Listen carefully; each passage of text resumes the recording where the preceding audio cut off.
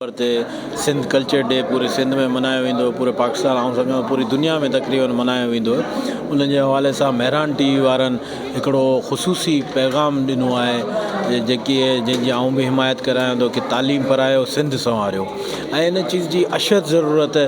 Culture day में सिर्फ़ु ॿाहिरि निकिरी रैलियूं कढण या इन चीज़ में खे कोन फ़ाइदो मिलंदो। इहो जेकी मैसेज आयो न, आउं चवां थो बेस्ट मैसेज आहे अॼु ताईं जो कि सिंध तालीम परायो ऐं सिंध संवारियो। इन ते अमल पैरा थियो ऐं पंहिंजे सिंध जे जेकी बि असांजा ॿार आहिनि उन्हनि खे तालीम ते गौर करायो ऐं उन्हनि जो मुस्तक़बिल रोशन करायो। इमाम नबी मुरई जूं तालीम जे हवाले सां ॾाढियूं ख़िदमतियूं ऐं इन खे पूरी सिंध सुञाणे थी इन्हनि तालीम जे हवाले सां। ऐं इंशाअल्लाह इन्हनि जेकी नयूं ट्रेंड शुरू कयो तालीम संवारियो परायो सिंध संवारियो ते, इन ते पूरे दिलि सां कमु कंदा ऐं इंशाअल्लाह सिंध मां तालीम ज़ोर थींदी इंशाअल्लाह।